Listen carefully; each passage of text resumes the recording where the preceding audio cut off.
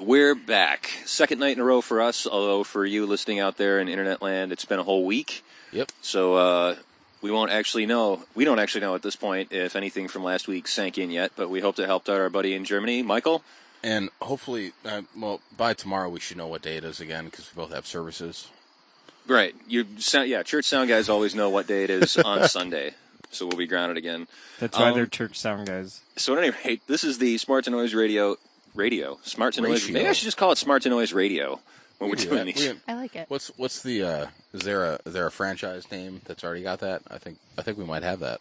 I'll look into that tomorrow. Sweet. Copyrighted. Time to trademark. So welcome to the Smart to Noise Ratio Pro Audio Podcast. I'm your humble host, Jon Dayton. We are once again planted firmly at the fireside in the backyard at Anthony Kosobucki. But we have a special guest this week. Immediately to my right is our buddy Blake Emkhe. How are you guys doing? Blake is a sort of a noob in the sound business, although he, I think, knows more than he lets on. But he wanted to join us tonight and just sort of prime the pumps and absorb some, hopefully, audio wisdom. Yep. And over on Blake's right is the Lord of the Manor, Anthony Kosobucki. And since landlords are out of town, I am indeed the Lord tonight. The Lord, indeed. And so far away that I can barely see her in the flickering flare light. That was pretty. Flickering fire. It's been a long week. Long day. Yep. Is his gorgeous wife, my pretend kid sister, Amanda Kosobucki. What's up, all? Here for her magical laugh and to interject Absolutely. whenever she sees fit, eye roll omitted. I'm here for the color commentary. And we gotta get in that video podcast thing. I think we really bring out the eye rolls. Yep. So anyway, I had a cool day. I won't talk too much about it, but we had this youth rally going on. It was like a training seminar for kids. I won't get into it too much, but typical Christian event. There was a band that played. They did a couple worship sets and got to do one concert set, and they were awesome. I talked about them at the last podcast a little bit, which was yesterday for us, but a week ago for you. I'll say that again. Just super cool band. Like, I don't know if you ever run into a band where you feel like they're your cousins. Like, you don't really know who they are, but you just get each other. There's a nice grab in between sound guy and band, which is really nice. Yeah. It's like we had an awesome an awesome setup. Sound check we had a blast. It was like hanging out. They played some incredible music, and we didn't get a ton of time to hang out, but we dig each other. Hope we run into each other at some point down the road. And the really cool thing is their event officially ended at 3, which meant they were still, making music at 3:05. Right. That's a church. But they knew that we had to turn it around and get into service mode pretty quick. At 3:40, they were standing in the driveway ready to head out. That's awesome. That's a beautiful thing. And yeah, my boss was a little nervous because we've had to do changeovers like these before. Actually, from turnaround from a college graduation to a service did not go so well. I think I was around for that week actually. Yeah. So the last time this happened, it didn't go so well. I forgot a bunch of stuff, and I ran up and down a bunch between the mix and the stage, plugging stuff in that I forgot and straightening things out. But I'd been thinking about this one sort of day and night for a few weeks. So band went and signed autographs. I started untangling stuff. Boss started stressing because, in addition to having to plan, that's what a boss does. Yeah, well, I mean, I don't want to say like he was freaking out, but like he was nervous about it, and fairly enough because in addition to the last one being a bit of a fiasco, he was also in charge of preaching this week, which is not his usual game. Yeah. So he was a little stressed. But band signed some autographs. I started detangling. They came, got their stuff promptly off stage, and we reset.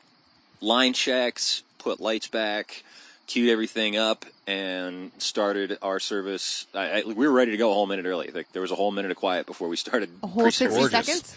Yeah. Very nice. It's kind of like Gone in 60 Seconds.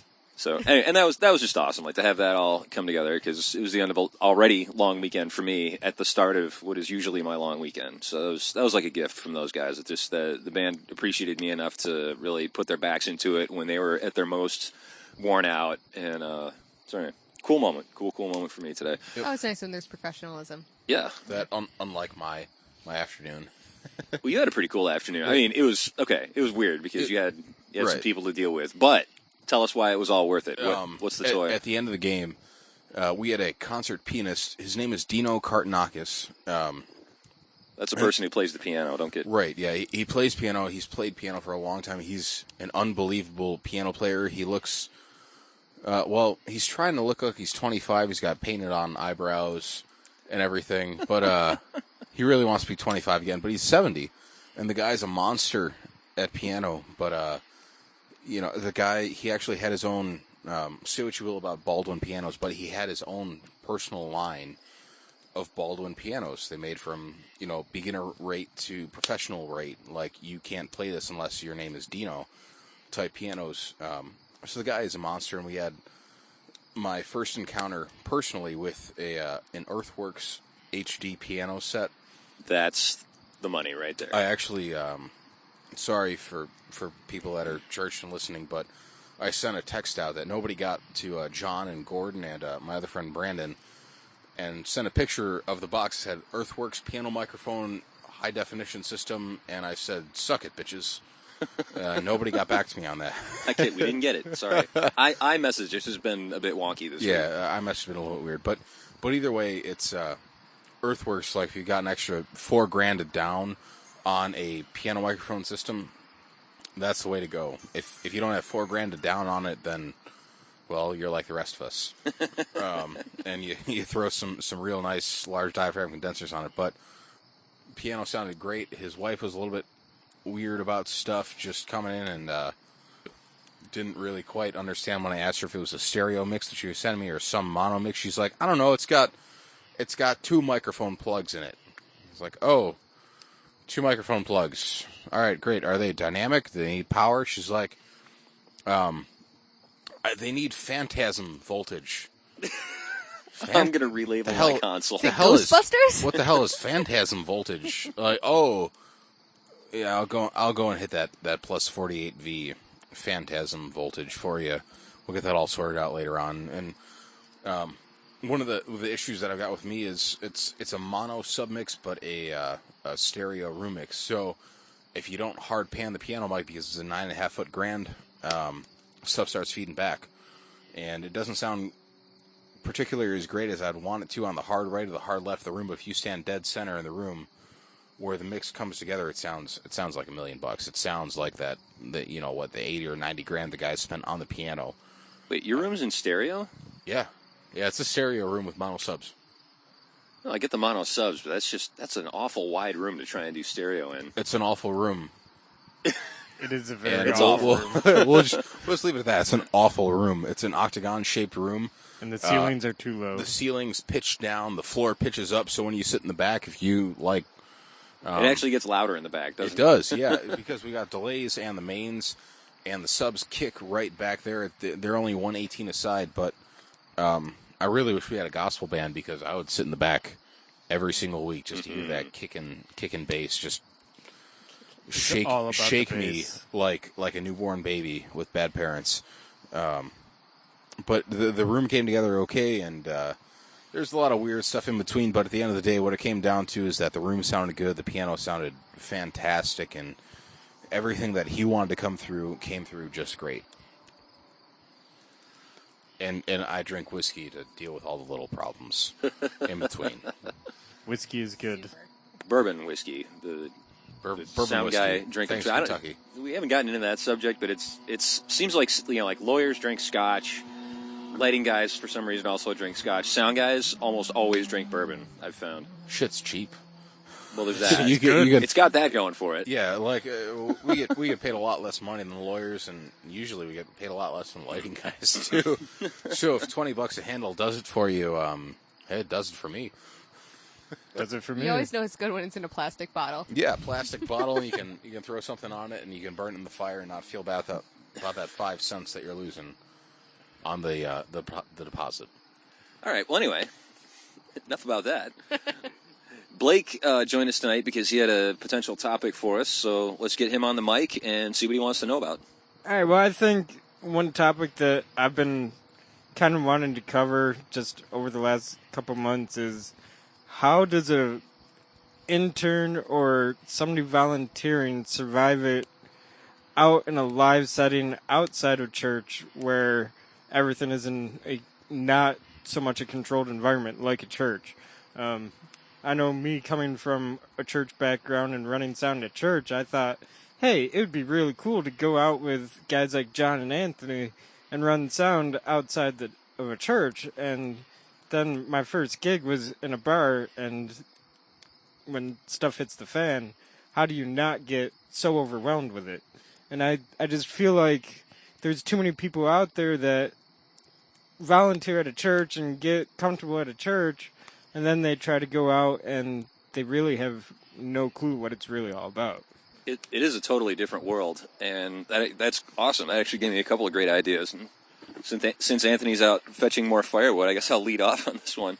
The stress-wise, that's definitely a skill you need to learn. And like growing up as somebody kind of sensitive and thin-skinned, getting bullied in high school helps a lot. Absolutely. You learn how to. It's actually kind of weird. My friends and I, we were all sort of at the bottom of the barrel, social food chain-wise, and our game was just to sit around and insult and mock each other worse than anybody was doing to us, and we got really good at it. So it became second nature to us. So when people slang it at us, we would sling it right back to them. Slang? Slunged? When people had slunged? Slang. It's slang. We slanged it back at each other. So but the weird thing is, it sort of became like our love language for each other. So like when we hang out, it's a love-hate relationship. It's a love-love relationship. But if you don't know us, it sounds like we hate each other. That's all good marriages are. But what it did was it kind of softened the blow. Like it really pulled the fangs out of it. So yeah, like when some drunk idiot walks up to you at a bar and starts talking to you, you're so used to hearing people say awful things to you that you kind of just take it as a joke and move on. Maybe throw a little something back at them. But yeah, I mean, what's worse is, sometimes a crowd will be belligerent, and they're just going to be belligerent because that's their game to play. Right. But, when everything works at sound check, and then at 5 minutes past start time, when you finally go, all of it falls apart. Last year at what was it, the Square concert, Ramble in the Square that we do every year. John's had it for over a decade, I feel like. This lady came up to me and she's like, hey, the monitors aren't working anymore. What do you mean the monitors aren't working anymore? We sorted that out 10 minutes ago. She's like, well, my husband can't hear what he wants to hear in the monitors. Like, well, could he tell us that he doesn't hear what he wants to hear in the monitors, or are you just going to do that for him? And after we got that all straightened out, she kept coming up and like, well, this isn't working the way I want it to. And like,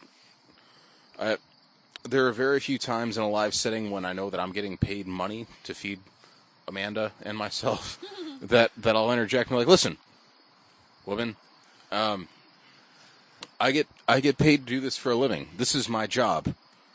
If they're not working, there's something beyond my control that I can't deal with. And it turned out to be the power supply for John's Soundcraft was a little bit goofy that year. And if it got too humid, you had to restart it and give it a new go. Otherwise, the capacitors just they just straight up didn't acknowledge the monitor mix at all. Everything else was fine. I think it was a stuck relay, actually. I'm sorry. So it just wouldn't power all the way on. So yeah, that's a moment, which is why. So moving on, that's one of the things. The first thing is to block out the nonsense. If somebody has a legitimate complaint, you have to try and focus in on that and deal with it, and sort of discern what's people just bitching and people actually with a problem that you need to fix. If someone comes up to you and says the snare is too loud or the kick drum's too loud, the cymbals are too loud, and you realize they were standing dead center in front of the drum kit, I wonder why it's too loud. Right.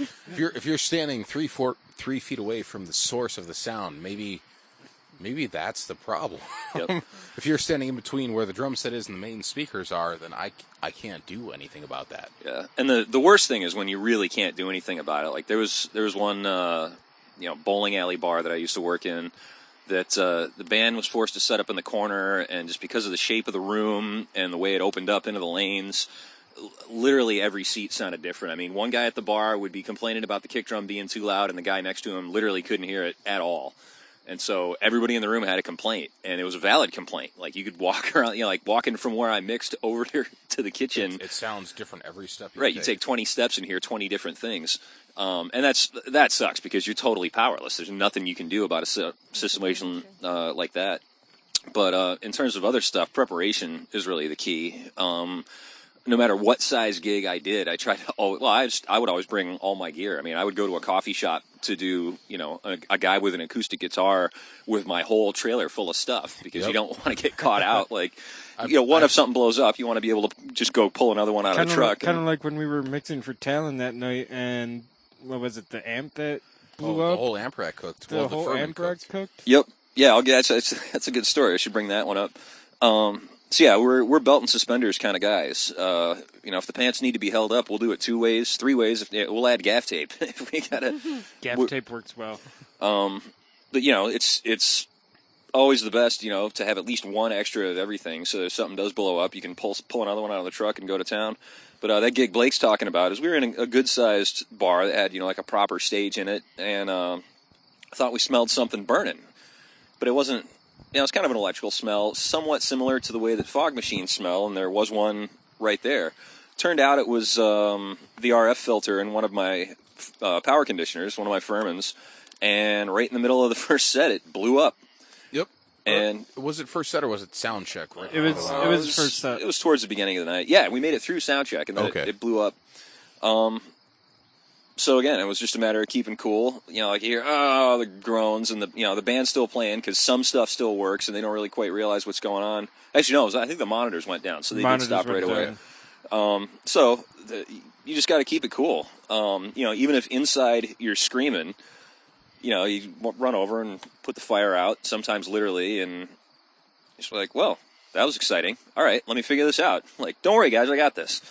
And, it took a couple of minutes. Fortunately, I had some extra electrical stuff around, and instead of running through a power conditioner, we just started plugging in the splitters and ran some stuff direct, just wired around it, got the show back up in a matter of minutes. And actually, that show, same night, we blew the main breaker that fed our distro, because it was a poorly maintained, older piece of electrical gear in the basement in a room with bad ventilation, so it overheated, and we wound up...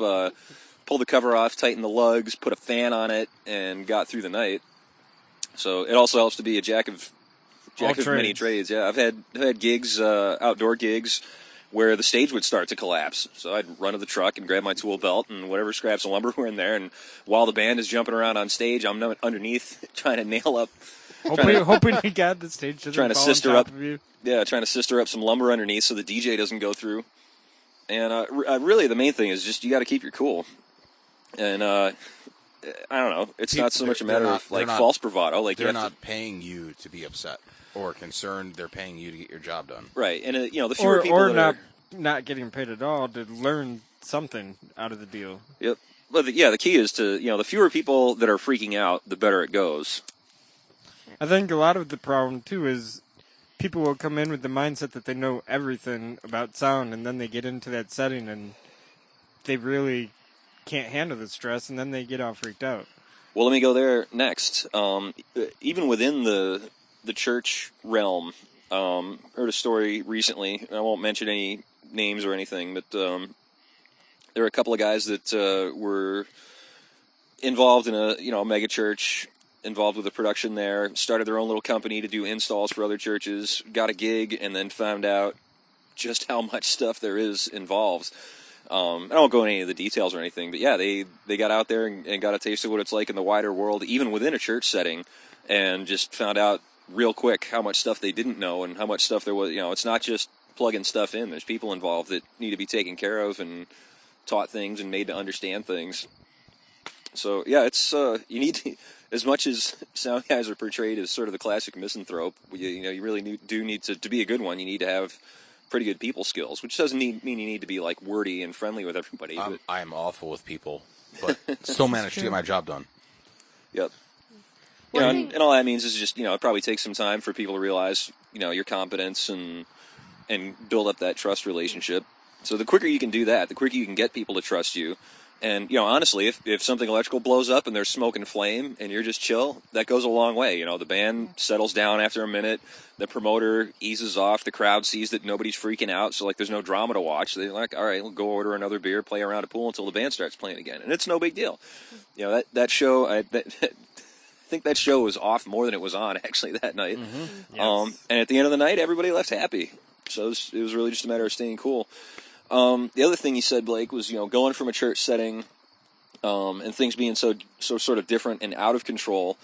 In a way, things are more in control for us out in the field. If you're a guy with a rig setting it up, probably different, and definitely in a different place, probably setting it up a different way to accommodate whatever the gig is that night.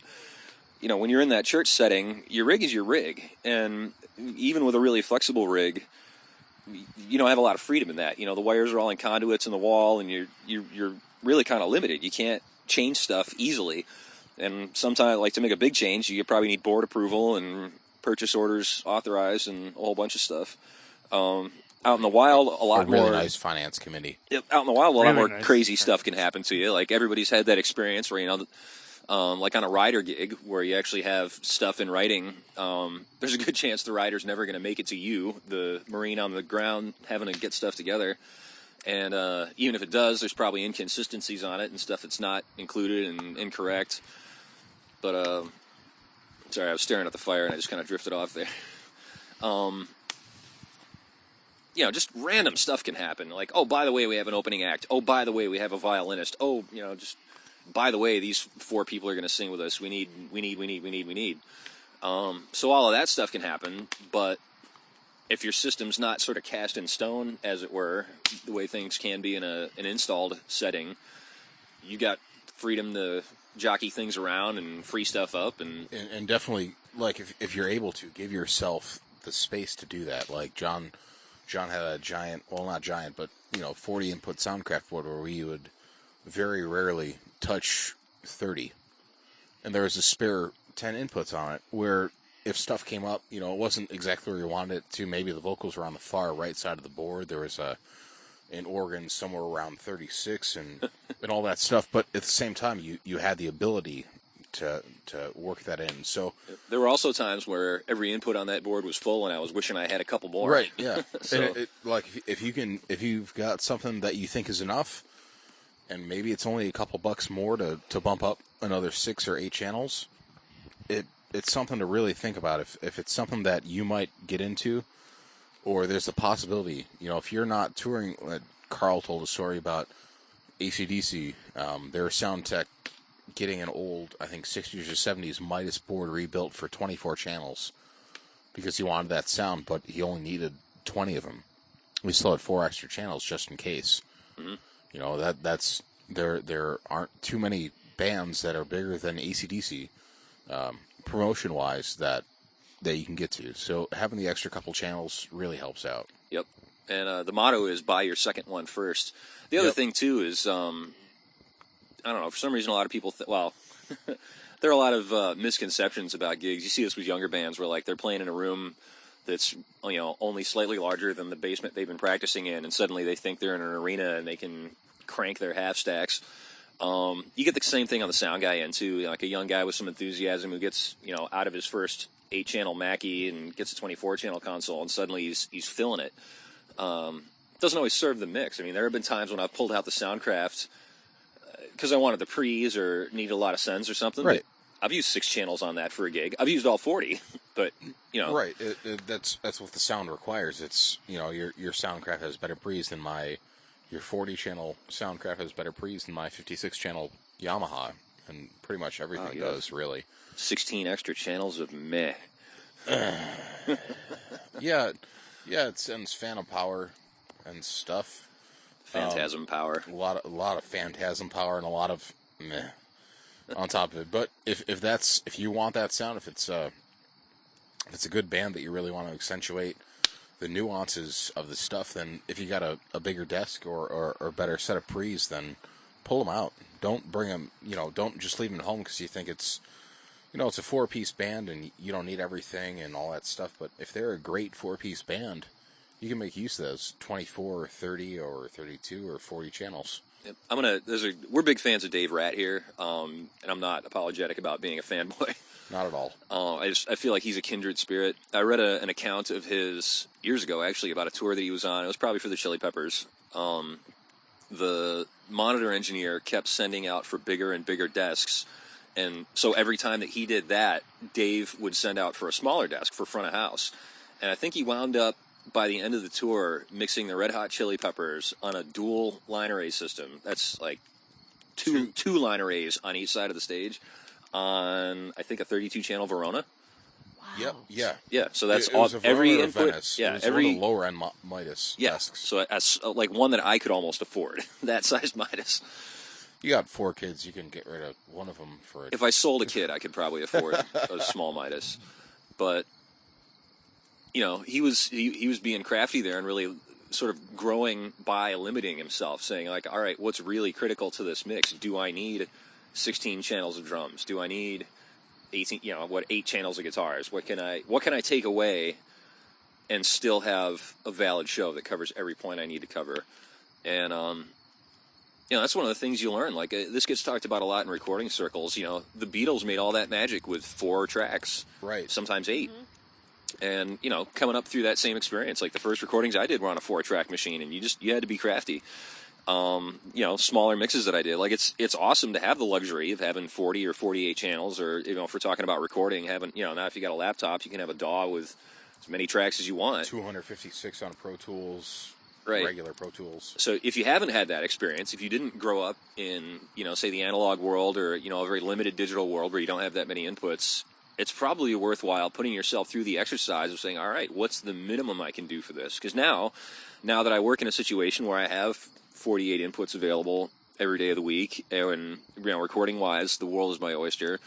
I don't make a big deal about it, but every time I want to put another input on, I don't really stop, because I only have 2 speeds and the other one's backing up. But while I'm getting ready to do something, I'm thinking like, all right, I can put this input on here. Does it really serve the project? Am I doing this just to do it, or is there a valid reason for doing this? And actually, that philosophy of mine goes back to when I was in college, where I was in a pretty big theater department. So like we would hang shows with 300 lights in them. But the professors, if they came in, like they would bust you, like point out a particular light in the space, be like, why is that light here? What's its purpose in life? How does it serve your concept? How does it serve the play? What's it good for? What's it doing? And they wouldn't accept like, well, I needed coverage to area B for such and so. Like it needed a definitive motivation. Yeah, you need it needed. If it wasn't there, could you still make it work?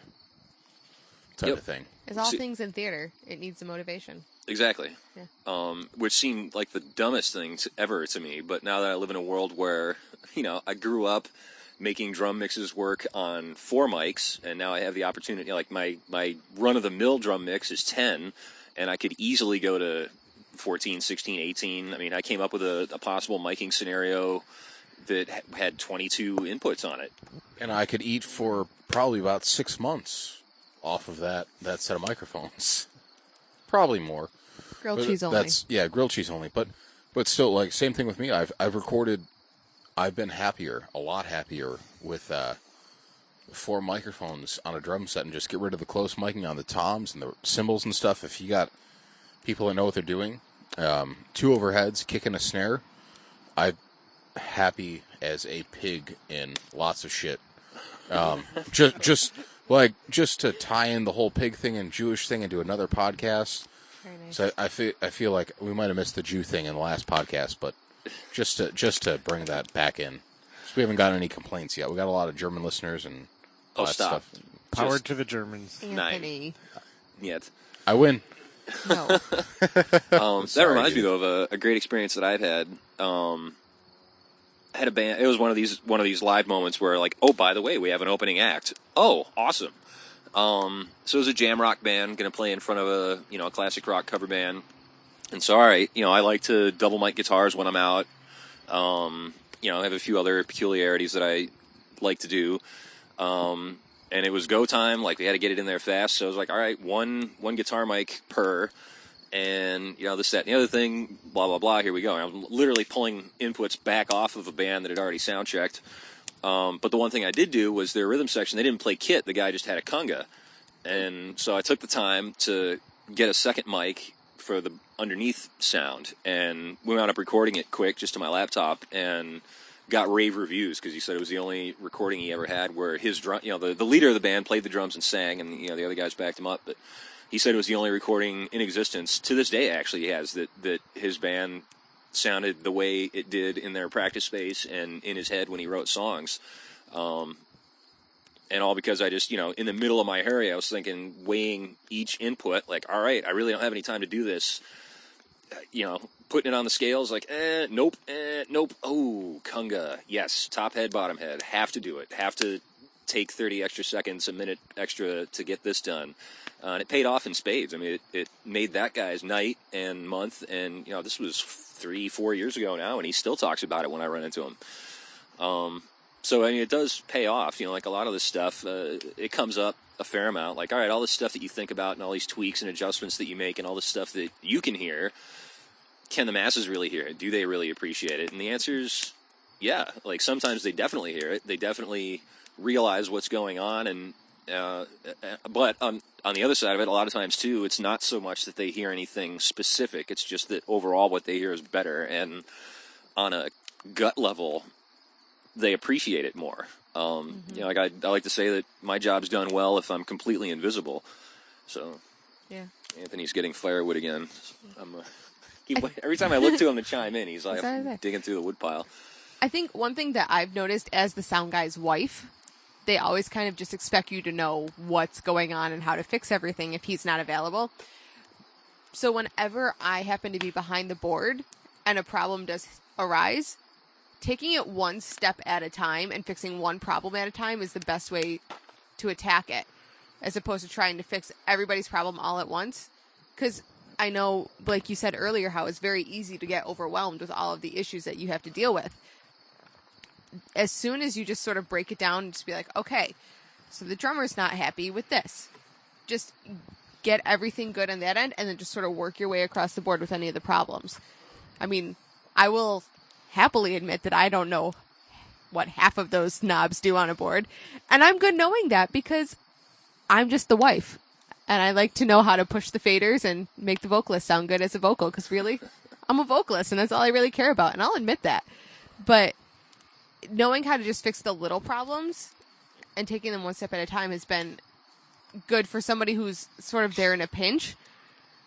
And it, I guess, just overall in a problem-solving kind of way, it makes sense to me to just sort of take it one piece at a time as opposed to biting off the entire monster at once. Yep, it definitely does, and that goes a long way toward not getting overwhelmed and also, generating goodwill with the customer. Years ago, I used to just feel totally overwhelmed, but knew that I had to just dive in and do one thing at a time until we got it done, and even if it made us late and even if it made stuff not work right, having gotten over that, I see other guys getting flustered with it, and even to the point of like snapping at a musician or a client or something. And the simple answer to that is just, like when people are piling stuff on, just be like, okay, yep, I hear your problem. In the middle of this problem, and then yours is next, and then yours is right after that. My common situation that comes up for me, and this is something that I've worked really hard at, and I'm finally at this stage of my life starting to get compliments on it, is monitor mixing. I felt overwhelmed with 4 monitor mixes back in the day. And now I'm in a situation, like I've been in situations where I've done, 18 monitor mixes at once. Wow. My daily run is 10 now. And in addition to front of house. Yeah, 10 monitor mixes from front of house. So I'm, 80 feet away from my performers. And somehow I have to get it across to them that, and it's really pretty easy. I just, like when we're going through, a lot of times I try to have my homework done, have my inputs set, so somebody starts playing, I don't have to tweak, and everybody stands there with their hand in their ear waiting for it to come up in their ears or their wedge. I go to town on the input quick, and then I start dialing up mixes. And they know this about me. They know it's coming, but, sometimes they still get fed up. So, like, I'll work from one side of the stage to the other on one input, and on the next input, the last shall be first, and we'll go back the other way. So, you wait a while for one input, and the next input you get right away. Or, if one player is having a problem, 3 are taken care of. Mix number 4 is just having a hard time with this and having a hard time with that, and we got to back up 2 inputs. Okay, everybody else puts their hand down. Or, like, the big one is after we've done a song, the first song of the rehearsal, and then everybody's got stuff. And, like, the people holding microphones get the first attention. And Right. the people in the back can easily get frustrated with that because we like going on and on and on and on. And I'll just, you know, give them a point like, all right, I see you in the back. I see you on the drums. I got you. We're getting there. Yeah. Vocalists are divas. Yeah, just that little acknowledgement. And one of the nice things, we'll come back to Dave Ratt again, because I understood it and did it before, but he kind of made it clear for me in some of the video blogs that I watched, where sometimes doing a sound check channel by channel isn't the best way to do it. If you're working with a band consistently, you know what you want out of your kick mic, you know what you want out of your system and all that stuff. Instead of doing kick mic, kick, have them play a song, because you're not going to get... You can get the sounds that you want individually out of a channel strip. You can get the monitor mixes that you want individually, but it sounds different when everything's playing. And that, like, you save yourself a lot of time if you do individual channel strips, kick, snare, toms, overheads, all that stuff, all the way through the end of your vocal chain. And then you have to come back and rework everything because it sounds different as an entire product instead of an individual channel. Maybe if you've got your stuff together enough, maybe it's worth it to you to just be like, well, I've got everything set to where I think it should be, or at least close to, in the ballpark. You guys play a song. I want to get the mix together out here, and then work on your monitors. Yep. Save yourself, honestly, probably about 20 minutes or half an hour worth of time working all that stuff out while they're playing a song, and essentially they're rehearsing while they're doing it, so they're not just running through something just to run through something. They're running through something and practicing at the same time, and that helps a lot. And a lot of it helps to train your musicians too. Like the tendency is, if you're going through a long sound check, and I've seen this with band after band. If you have a big band on stage, or even a small one, like, you know, you're working on one input, and then suddenly the rest of the band is jamming along, and you can't get them to stop until they get to that 30-second bar. Developing that working relationship, you're like, guys, really, this doesn't have to take 45 minutes. We can do this in 12. And if you really work with me, we can do it in 7. And I've got that relationship going with my folks. One of the nice things is I can do my homework, Nick. Now that I know, you know, I have 4 different bands that come across my stage. They're all volunteer. But it's not always, you know, band A, band B, band C. It's like potpourri almost every week. But, you know, okay, I have 4 drummers. I know them all now, so I can do my homework in advance. Like, all right, I know this guy is going to cream them, so I need to tighten up the gates, reduce the gains a little bit, change the way I EQ the toms. He also doesn't want any of his monitors, so take that out, have it all waiting for him to go. And that way, when he gets to the stage, I don't need to sit there and tweak each input on the kit. I can just say, all right, give me a beat, and we'll get it in everybody's ears. Talking about compression, I know you kind of had a whole topic on that a couple weeks ago. We can do another one. It's that deep. I don't know if you saw my post on Facebook, but I kind of threw something out there with the ratios that are on compressors. When you're doing compression, do those ratios actually change when you're in a live setting? Yep. Or how do ratios actually work on a compressor? John. Thank you, Professor. I like to think of compressors, I mean, they're super complex. I mean, it's about the deepest topic that you can get into, and there's really no end to talking about compressors. But to simplify it, the threshold and the ratio work back and forth. And I just had this kind of conversation with my young assistant, Chachi, who's out mixing theater for me. Well, now it's this week. When you hear this, it'll be last week. A higher ratio will give you, you know, a lot more compression once it kicks in, and a lower ratio. Well, let me relate the two of them together. If you just want to knock high peaks off, you use a fairly high ratio, but you also set the threshold fairly high, so the compressor doesn't do anything until you get some offending volume in there, and then you can, you know, tame it. You can crush it. You can knock it right off. Go in the other direction. If you want really smooth compression, you use a very low ratio, but also set the threshold a lot lower. So basically, they're either both high or both low, and there's a lot of stuff in between there. I mean, it's all to taste, style of music or performance or what have you. But if you set the ratio low, when you do hit that threshold, it's only going to act and reduce that volume just a little bit. So you can have it start acting a whole lot sooner. Like, you can have it start to compress stuff that really isn't that loud. Right. And then by the time it does get really loud, it's compressing a whole lot, but it's already been compressing for a while. So it's not as noticeable. drastic of a change. Like for at least, I guess, off the bat, like I like starting out one kick mic at 2-1, in between 2-1 and 3-1, and I like starting out my snare in between 4-1 and 5-1. And going from there, if you got a set where your drummer will do real gentle fills and stuff on a snare drum, maybe bring it down a bit. But at the same time, if you still want a kick to pump on the low parts of the song and the high parts of the song, you know, if he can play dynamically, you set it lower, so you're just taking just the tip off it, just the tip, just see how it feels. Famous last Oh, words. goodness. It's a family show, Kosobucki. My wife's here; it's okay. Rope it. Yeah, okay, No, your it's family's not. here. What was I thinking of? I kind of wanted to go back to the idea of you were talking about sound checking. That can really be a pit of quicksand for a lot of people, where you get in a high pressure situation, and like if you're the new guy with the low band on the totem pole, you do not want to hold up the headlining act in their crew because they've got their stuff together and they don't really care about you, and they have clout. So like what I've done is if I'm mixing in a club or a festival somewhere and I'm like the guy all night. If I get a band coming in and they set all their stuff up on stage, and while they're tuning up, if that jam sort of starts to happen, I'll be checking every line in the house while they're messing around, and then I'll hold them up and be like, all right, guys, all right, yeah, we're pretty good on everything. I need to hear the rack tom one more time. Like, doom, doom, doom. Okay, let's start working on monitors. And they're like, wait, what?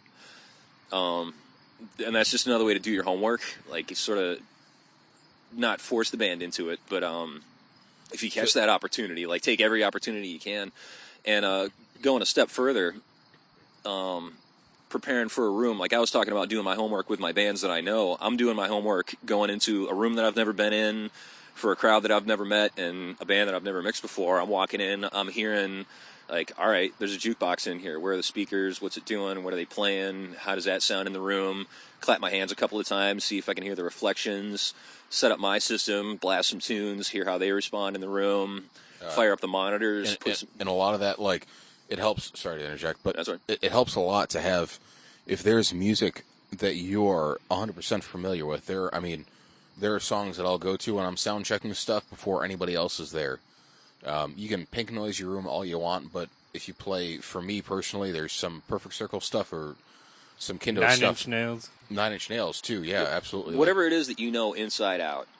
And you know how it's supposed to sound. You get your room sounding like that, because that you're more comfortable with a room that you're more familiar with their responses. Yep. And after a while, all of this stuff gets to be second nature. So I mean, if you're new and you're listening to this, don't feel overwhelmed. I mean, this maybe listen to this podcast like once a year and see what tricks you can add to your bag. There's also a skunk around here. That's I just caught a whiff of that. I just smelled that myself. It's a little distracting. Okay, little country hint is when there's a skunk around, you jingle your keys. Hopefully, Bones And is they not think out it's right now. They think it's a dog and runs away. I'm glad we just bought tomato soup. Funny story. We keep a few chickens at my house. My wife came out to throw some table scraps in there late at night. The chickens had all gone to bed. She opened up the door to the coop, dumped out a huge bowl of like melon rinds and bread crusts and stuff right on a skunk. The skunk had found its way in, and apparently had been coming there every night and just like eating whatever the chickens didn't want. So he was just totally cool. Like she, huge indrawn breath, dumped a pound of groceries on this skunk, and it just kind of turned around, looked at her, as if to say, "Thanks, lady. Get the door on your way out." Skunks are always very appreciative. But anyway, going back to the sound check thing. Actually, one of the first posts we put up on the blog was about this technique. I heard about it. Forget actually where I heard about it, but I wound up trying it. Worked awesome. This is a studio technique used to just kind of rough in a mix, but it's actually pretty tricky to start with input 1, the kick, and then build the rest of your mix. Like, you really need to have a pretty finely honed sense of like hearing and taste, and to be able to do it that way. It's almost kind of building it backwards, because what do you do last? Lead vocal. Instead, I'll go through and, if your system is sized to the room right and your amps are sized to your system right and you got the right console, you can get to a happy gain structure and it'll fill up the room nice. if there's factors that are, if the room's too big or the system's too big, you have to account for that one way or another. But if everything's about the right size, you can go through your line check, get your levels about where they need to be in the board so you're at a comfortable mixing position, and then just start the band playing. Get them happy in the monitors. Don't do a thing in the house, and then get them going. Put up nothing. Put up the lead vocal. Get that nice and hot in the room. Then the next important thing to me is the kick. So relate the kick to the lead vocal. Get it so it's nice and tight, not in there too much and obscuring things. And then relate the kick to the snare. And then relate kick and snare to the bass. And then fly the guitars in. And in 2.5 minutes, you've got a mix. And when time's a constraint, like especially if you're doing festivals type stuff, festival stage, when you got a live audience just waiting for you to go on, they get a little taste. They get, all right, guys, verse, chorus, have them do a cover or a song that's not on their set list. And by the time they're 32 bars into it and finish up the first chorus, line check's done. Like they can even segue into the first tune if they want, and off you go. So that's a cool way to do things. Like recording guys, if you're kind of stumped as to how to get those rough mixes together, do that. Like don't waste time messing around. Like get it together quick and then go back in and start working on your details. It definitely doesn't hurt. Like Joey's that we're gonna make that a sound. It's an adjective for us. It's like an adjective. When you get the that Joey mix sound popping, like yeah man, that's Joey. But what Joey started doing is he didn't do it before until probably the beginning of this year. Is he's recording some great rooms and stuff, and he's done everything separate. But what's really come down and cut a lot of time out of his mixes and his production and everything like that is he'll go in, and if the band knows their stuff, everybody gets in a room, everybody plays. You keep the drums, maybe you keep the bass, if not, whatever. But it feels better. It sings better. It moves together better, and everybody's more comfortable with the mix than a drummer coming in totally cold, running through stuff. Yeah, it sounds good, everything, but maybe the bass player, the guitar players aren't playing with it as well as they would if it was live. And that it helps a lot to have everybody playing in the same room, getting the same type of feel, and it relates to live stuff too, where if you've got a band that can play together live, maybe they're going to play together live different than they will if you individually check each single channel. Oh, absolutely. You get a lot less sandbagging if they're playing how they're really going to play. Yep. Sandbagging, by the way, is a term where they play half volume at sound check and then double once the show starts. Will and a lot of other guys will do the same thing. We're like, oh, well, we're going to play like this. Okay, great. And then you realize there's another 12 dB on their volume knob half the way through the first song where they're just like, oh, yeah, I need to be louder because I'm important and stuff. And that's what happens. They just crank the volume knob or floor their volume pedal, and you're like, what, son of a... I also find it's a common problem in church sound checks as well. Yeah. Oh, definitely. Absolutely. Everybody's like, oh, well, I'm going to play it half, and then you're like, well... And then they play it full. Yeah, they play it full, and halfway through their favorite song, they're all going... Everybody's 12 dB louder than they actually should be, or they sound checked, and you're 15 dB or 18 dB over what your house limit should be. Yep. Live-wise or studio-wise, that's something that's, it's another aspect of putting your musicians at ease so they can feel comfortable and do their thing, get together and jam. What Anthony's talking about in the studio, if you're tracking an instrument at a time, you don't get that magic that you get when the band's all jamming together. Same thing can happen on a live stage. Like you can get guys far enough apart on a large stage, or even on a small stage. Like with in-ears, it's really tough to craft that image that everybody's together, which is why stereo ears are great. And now that digital consoles are coming down and hitting the entry level, being able to do stereo mixes for your guys is amazing. Like if you can put the bass player in a relationship spatially to his guitar player and his singer and make him feel like he's hearing what he should be hearing where he's standing, but better. Right. And a lot of like what I do, like we use in-ears, we use an Aviom system on Sunday mornings, and I'll leave, unless I'm singing, I'll leave one ear out. Right, to get the feel. Yeah, you get a feel of it. Like no matter how good your ears are, you don't get all the stage presence that you could get. I mean, I haven't dug into the crazy Ultimate ears, $2,000 a set 11 drivers and frickin' fairies in your ears, whispering you and singing you sweet nothings while you're playing. But without the fairies, is it really worth it? Without the fairies, who cares? If you ain't got fairies, you ain't shit. Yeah, fairies are the tits. I guess that's Dude, what's wrong with you? You with the words that came out of your mouth in the last minute. I'm okay with saying tits on the air.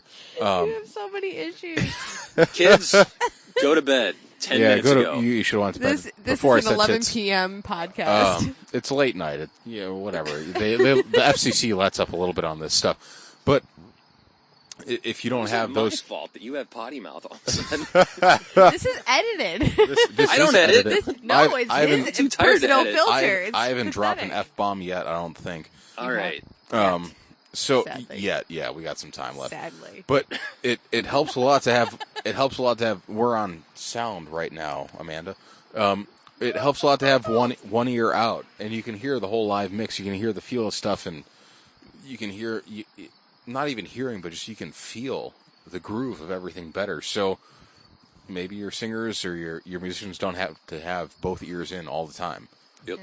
And Trent Reznor does that. Like, Nine Inch Nails is one of the largest touring bands, and watch him in the videos. He's got an ear out.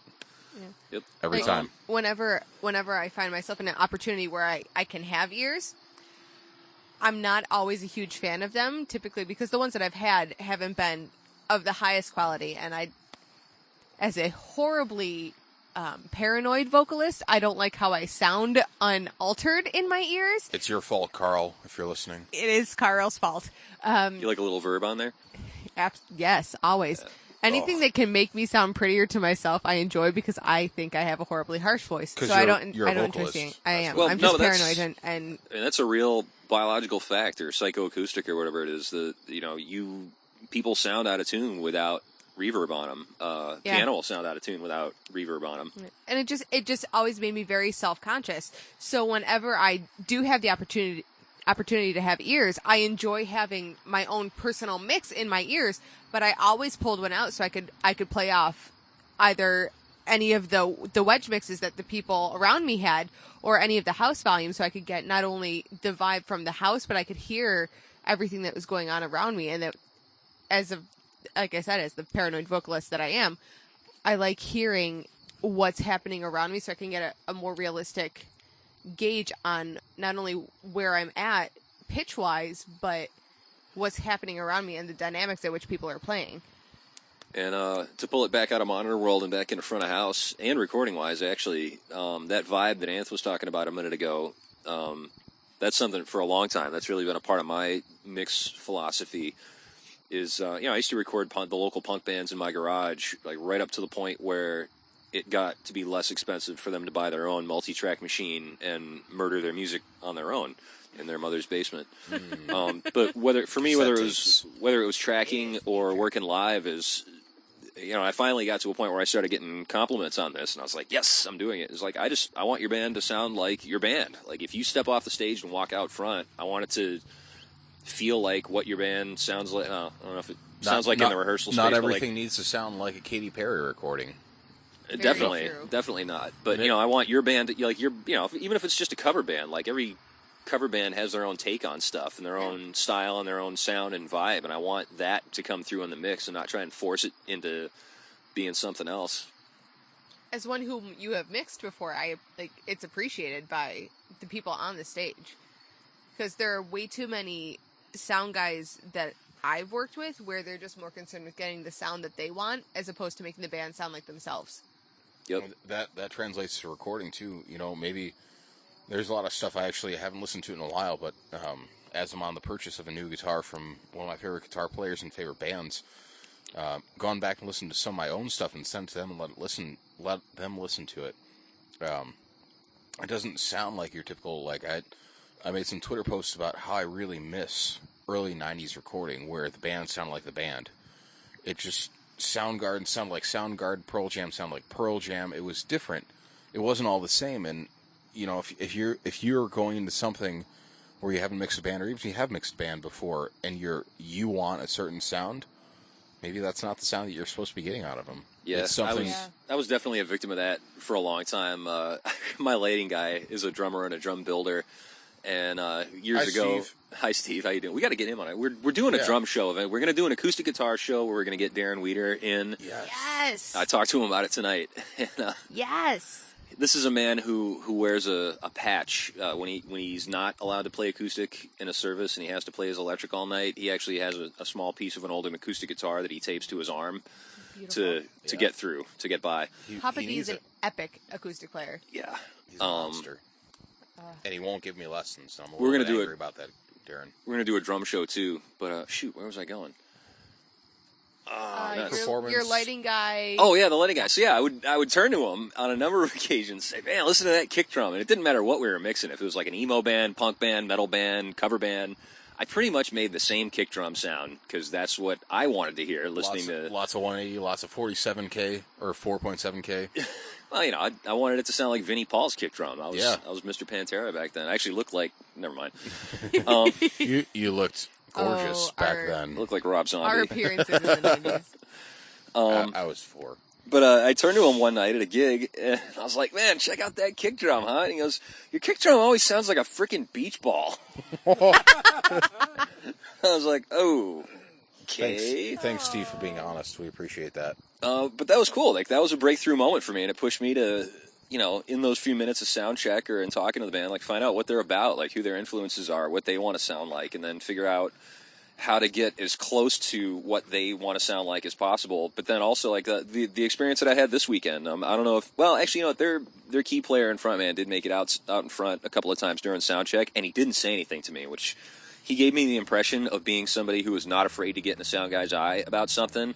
I didn't hear a word from him about it. If, like, side note, if your drummer sounds like Taylor Hawkins from the Foo Fighters, you don't screw with that. Yeah. Like, there are very few drummers where I'd say from front to back, if you want to sound like this guy, I'm going to make that happen.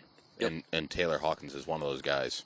But, well, anyway, these, I don't know how to explain it. Like, the drummer had a real unique sounding kit, snare in particular. I was talking to him at the end, just told him how much I appreciated his snare sound. It was a real deep, and I think he actually had extra metal on the snares. Okay. I mean, it was just snare. And I told him at the end, I was like, man, the snare is amazing. I'm going to miss it. Reminds me of, like, back in the day at metal shows, and like I saw him kind of almost like physically pull back, like, you know, when the kick and the snare used to get you right in the breadbasket. And he's like, yeah.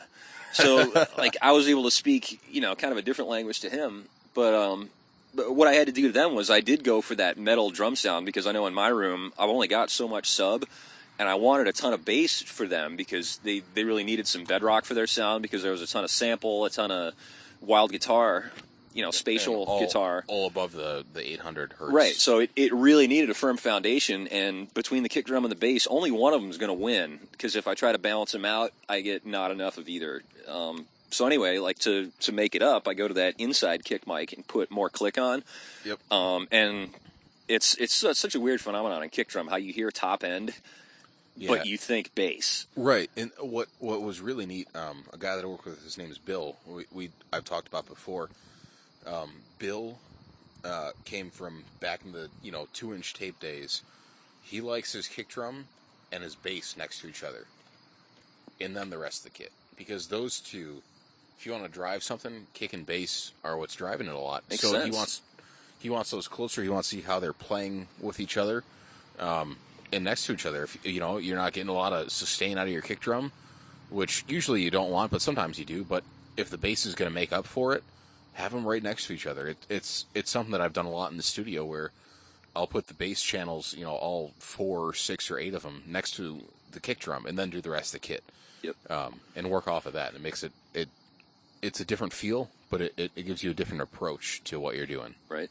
And yeah, one last thing from me, anyway, because we're getting close to the time limit.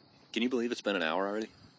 I was wondering how close we were. You want to do another one? It's early yet. It We goes can- so we much can do faster another when one. you get to talk. We We might lose We Blake might be halfway back through, next but week, right away, part 2. Something recording-wise for me, just to touch on an idea. Sorry this is so disjointed, folks. It's really a stream of consciousness night. I usually try to keep things slightly better organized. It's all my fault. It's cool. I'm cool with this. yeah. Blame the girl if you like. When I make a recording, and I just recently had this pointed out to me. I heard it from some big dogs, and I was like, yes, that's how I think. Anth was talking about bands that record all together in the same room. Maybe you keep this, maybe you don't. Maybe a sound needs to sound really produced, and so maybe you go to extra efforts to, while you still have the band all in the same room, get the isolation that you need to get really tweaky on all the inputs, but still have that feel. Maybe you don't need them all in the same room, but at the same time. Right. Like, if you can isolate them as much as you can, it's not a bad thing if you got your ear mix or whatever you're mixing off of for them, for monitors, so they can hear everybody else. But a total live feel, like bands, in 90% of the time that I work with bands work better together than they do separate. Yep. There's a lot of cues in there. But at any rate, however you go about tracking an album, my feeling is that I want it to sound like a live album without the crowd. Mm-hmm. Which isn't to say, you throw the arena verb patch on there. Right. It doesn't need to sound like a football stadium every time. Right. I mean, it might sound, like a tight studio recording, but I want it to feel like a live album, because if you listen to, some of the, picture some of the greatest stuff, I was thinking... Peter Frampton. Well, yeah, Frampton Comes Alive. I mean, that was a live album, but studio albums that sound like live albums. The first two Van Halen albums. Yeah. Everybody's together. Yeah, and there's such a vibe on there that I don't know. The band was younger. It's the Joey sound. Bands are younger in their early days, and they're maybe a little more sloppy, but there's a little more feel into them. It's not as sterile. And I had a couple other examples in mind of albums that were done just with total isolation in the studio, but they feel like a live album that's just missing the screams and applause. Right. Yeah, and that's organic. Personally, with my band, when I've been recording stuff, that's what we're going for. It doesn't sound 100% clean, doesn't sound 100%. Everybody's not necessarily on the click all the time. We're not terribly far off. Our drummer is fantastic. I wish Brandon was listening to this, because I miss hanging out with him a lot. But we should make him listen. He should. And I would actually love to get him out here and have him join in on a podcast. But he works for a couple sound companies. He's a little bit busy, but the live sound is something that's really been lost recently. Everybody is super overproduced. You've got that pop sound, the Katy Perry, the Lady Gaga, all that stuff. It's all very compressed. It does. It's very compressed. It's very processed, and they're actually, I don't know if Brian made it or Brian found it, but he played 3 pop songs. He played a Miley Cyrus, a Katy Perry. He made that. Did he make that? Yeah. Okay, Miley Cyrus, Katy Perry, and... If I can find the link, I'll post it. Yeah, he's got it. It's 7-Head Division. Kesha was the third. Kesha was the third. Yes. I'm sorry. 7-Head Division. If you search 7, the number 7, Head Division on YouTube, there's a video that he made where he adjusted stuff by half a step musically and adjusted the BPM on it by less than 5 BPMs, and everything sounds the same. The intro is the same. The first verse starts at the same point. The chorus starts the same. It's the same through the whole entire song. And that's great for pop music, but all of us, everybody doing the podcast, is a rock guy. And that's where we live. We live in, if anybody wakes up in the middle of the night and they change their pants, it's because they're dreaming about Soundgarden or any of that early 90s stuff. You listen to Bad Motorfinger and you're like, oh, I wish that was still around. Make it sound like it's still around. We did everything separate. We did, our vocalist and our acoustic guitarist at the same time for scratch tracks. Drums played off of that. Our bass player would play stuff where I'd go back and redub some of his stuff if I needed to. My electric guitar, our drummer was great about it. He's like, you know what? Stop playing like you're playing for an album. Play like you're playing live, because that's when the magic happens. And that it does. It brings out the magic. If you want real natural feel and you want the band to sound like they're in a live room, I've got a crappy room with 9-foot tall ceilings, and I've got to add in all the room sounds afterwards, but it sounds live. It sounds like we're all playing together. It sounds like we want to be playing together, not just a bunch of hired studio guns that are brilliant at whatever they do, but it sounds like a band. It doesn't just sound like stuff laid on top and mixed down and auto-tuned and time-corrected, all that kind of stuff. It doesn't sound like that. Yeah, there are imperfections, but you go back, you listen to some Motown stuff, you listen to some early 60s recording, you can hear where James Brown Band speeds up or they slow down. And I wouldn't I wouldn't change that for the world. I would not, for any amount of money, go back and say, you guys should really retrack that and remaster that, because it could sound a lot better if it was dead onto the grid.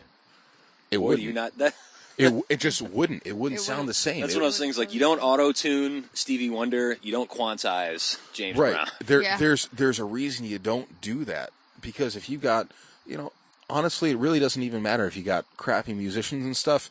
If they play together better live, you freaking record it live, and you work off of that. If you need to change something, you change it. But if you don't, you don't. And that's my big deal with pop music today, is that everybody screws with stuff. And you know what? It sounds good live, whether you're playing it to a track or not. Like, John's got a Bon Jovi story where, they'll play to a track, and there's only a couple things live, but the couple things that are live are what need to come through. Yeah. And make the music happen.